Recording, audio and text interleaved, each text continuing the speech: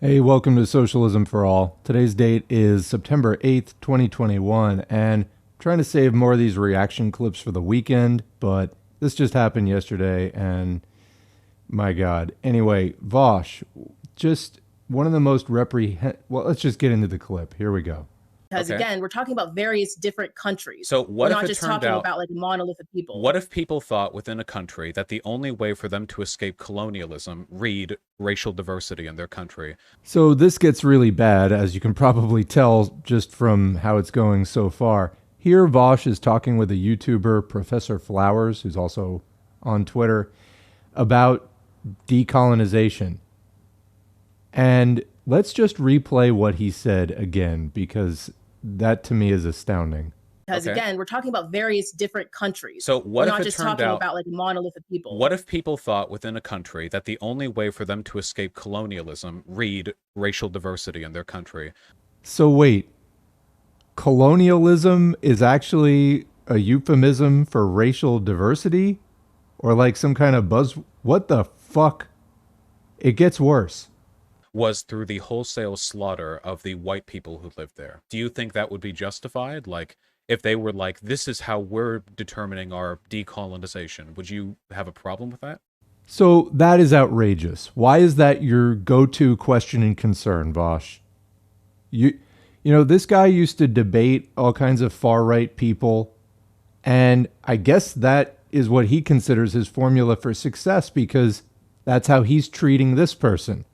But of course, rather than actually having an intelligent level discussion about the topic of struggles against colonialism, he wants to jump immediately to making it seem like anybody pushing for this is potentially doing white genocide or like, is anti-racial diversity.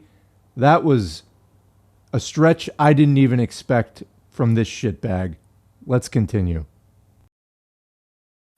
I think that would be pretty messed up, actually. Again, like I'm not a separatist, but I think people should decide what they need to do. And I also think realistically that just would never happen because it's just really. So he won't even let her talk. He set her up with this twisted framing, and then he sits there with that perverse, impish grin, just like, what, I'm gonna like fuck her up again now that she started talking. It's just disgusting. I mean, how do you watch this for people who still like Vosh after everything, after all the times that he has been shown up in detail, time and time again? How are you still not seeing what's right in front of you? Practical on multiple levels. So like you trying think it's to kill every bad, but you think they have a right to do it? I think that it depends what the situation is. Like, if that's the only way to get colonizers out, then okay. But again, when you look at people who've been colonized, that's just not what they do. They try to take the power. They try to take the power away by taking their businesses back, for example. Okay, I know how it's normally done because I don't think most of them are as psychotic as the limits of your moral philosophy would allow. Okay, first of all, these little turns of phrase that Vosh comes up with, which he obviously thinks are just brilliant and just, no, it makes my skin crawl when he says things like that mean nothing and make no sense, like as psychotic as the limits of your moral anyway, let's refocus here. Vosh's primary concern is for the safety of the colonizers. That's what's being really centered here. Vosh's concern is for the colonizers, not for the people. Like, how do people become colonized in the first place? Is it a peaceful process? Was there actually an enormous amount of violence that went into that? Usually. But no, he's concerned about the people who initially perpetrated that violence, not for the people trying to get out of it. So those are his priorities. But you're saying essentially that you would be okay with them. Like, that's just an okay to you? Like, oh, we killed millions of people because of their race. And I don't necessarily like that, but I think they had a right to do that. Is that what we're going with? He's becoming outraged, and he's trying to lodge this as like a rhetorical argument against the possibility of a movement like this ever arising. That's what he's trying to do here. He's trying to say that the possibility like of decolonization movements, it can lead to this and people won't stop the genocide. And like, That is designed to turn people off to the concept. Now, you'd have to be pretty mush-headed to fall for that, but it is what he's attempting to do. So that's reflective of his values, his priorities. They are colonizer values, colonizer priorities. This man is not a socialist. He's had a million chances to learn and improve. He refuses to do so. He's doing what he's doing knowingly and willingly. Continuing. What else do you allow in the name of anti-colonialism? What about what Assad does in Syria? Or what about what China does to the Uyghur? So he's just piling it on. He's not giving her a chance to answer. He's just, what about this? What about that? Are you as bad as this person? What about this genocidal madman? Are you as bad? It's the same as what he does with like tankies. Like, oh, you want to set up a new like 1984 repressive government and, what are you willing to allow in the name of anti-capitalism? This is a guy who's trying to frighten people in his impressionable teenage audience base. He's trying to frighten them out of becoming interested in radical politics. That's literally all this is designed to do. He won't let her talk. He's trying to prevent the conversation from actually unfolding. He doesn't want to consider any of this. He wants to shut it down. And he wants to model to his audience how to shut it down. And that's what he's doing. Continuing. Muslims. How far do these limits go? What about the... Okay, well, I'll say then I don't think it's right to just slaughter a bunch of people. That does seem really fucked up. But I think that people should be able to figure out how to get rid of their colonizers. And there's been times where people, it's turned into a civil war. What about getting rid of colonization? Wouldn't it be better to talk about the idea rather than talking about first essentializing an entire racial group as agents of a sociological force? Vaush, you're an agent of a sociological force, and it's called fucking imperialism. He is desperate here to try to turn this conversation away from discussion of actual real solutions. He wants to talk in abstract terms. He literally just said, I was going to say this is idealism.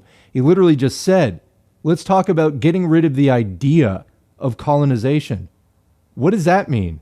At the end of the day, you have laws and enforcers of those laws and people who benefit from those laws in a society, and the people being exploited by that entire system of property relations and racial relations and whatever else is at play in terms of the, underpinning that oppression in a particular country or area, whatever it is. You have to abolish that, and you don't do it by getting rid of the idea alone, merely. Because where does the idea live? It lives in the minds of people. So ultimately, this comes down to human-to-human interactions. That's how that works. So what's he talking about? Just convincing people to give up colonizing other people? Nice idea. Show me where it's worked. This is some sheltered American white guy sitting around playing video games. What the fuck does he know? Why are you listening to him at all? Why is anyone listening to him? This is what you get when you listen to him. Continuing. And then treating them as the enemy that need to be excised? Wouldn't it be better to treat it like what it actually is, a political force?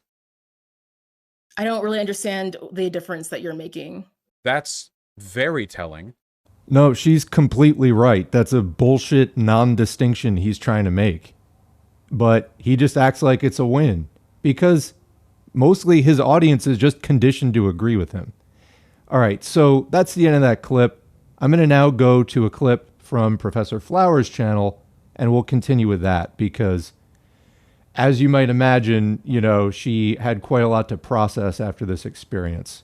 As many of you know, I got a lot of pushback from new followers, subscribers, and others who insisted that I should like Vaush. So instead of tweeting and replying to comments and DMs, I made a video on it. If you haven't seen it, it's linked in the description below, and it will give this video a lot more context. So after I made this video, Vaush watched part of it on stream, then asked me to come onto his channel. So if you want, you can come here and have a conversation with me. I won't, like, do debate bro shit. I know not everyone can keep up with my sick debate skills. Even if I wouldn't be master debating with a master debater, this notion was still exhausting. Making my video in the first place was simply to make a single response to the multiple comments and messages asking why I didn't like Vaush, or even those who intended to shame me into liking him. After this, I wasn't planning on engaging with the issue any more than I had. So when Vaush invited me on to talk, it felt a little bit like I had just beaten a very annoying boss fight, and just when you think it's over, a cutscene starts, and you realize there's a final form. It changed again? I was not excited at the notion to talk to Vaush until I watched the stream where he responded to my video. I think the video I made stands on its own. There are so many moments where Vaush accuses me of something that I actually address, and even his audience points out. This right here was the one comment I saw that was anything like this. So if she doesn't show any other comments or behavior, I think this might just be this one. She does? Okay, that's good. All right, watch the second half is good. Can you imagine if I pulled that? Like a black woman was mean to me, so I was like, yeah, this is why I like talking about race issues with Richard Spencer. Now that I've said that, you realize how insane this is, right? I don't think that's what she's saying. That's explicitly what she's saying. His audience is right. It's not. You know, all this talk about bad faith, and you can't even disagree with me without trying to paint me as someone who likes talking to Nazis. Just to be clear, I'm not saying that I enjoy talking to Nazis. What I'm referring to is the reality that when I talk to a Nazi, I know exactly what I'm getting into, and I can actually argue with them about why I think they're wrong. But there are a lot of times where I talk to white people, experience racism, and it's completely denied. Oh, I'm not racist. The black people killed by the police simply had it coming. And to me and others, it's that experience that is genuinely more frustrating to have than arguing with Nazis.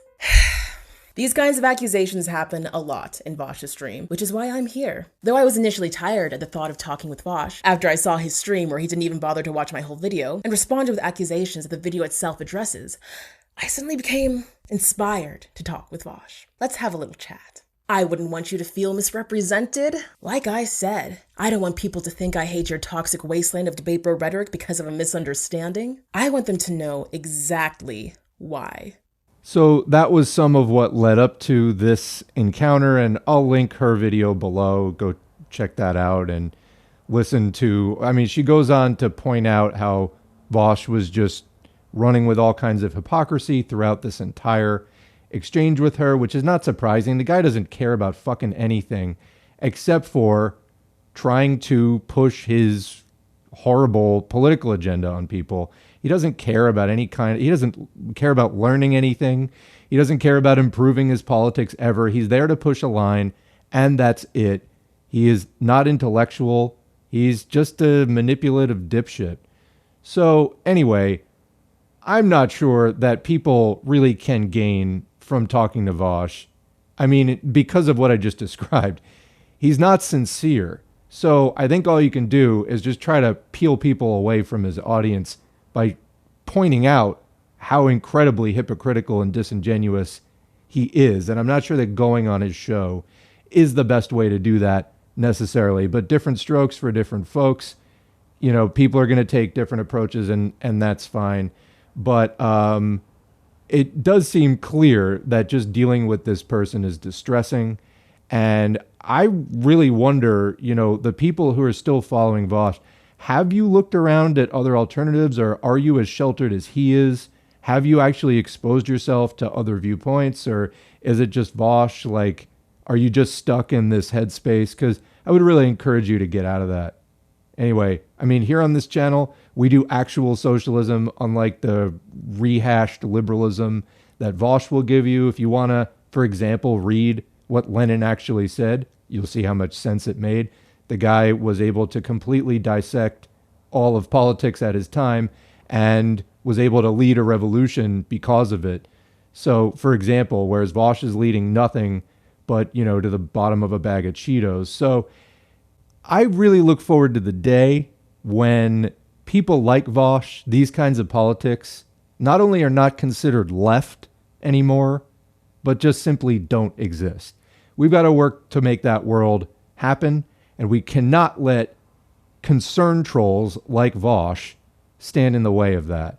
I'm really concerned that your decolonization efforts are going to result in white genocide. The time has come to leave this behind. We're going to leave it there. Thanks for listening. Thanks to the current patrons whose names are on the screen.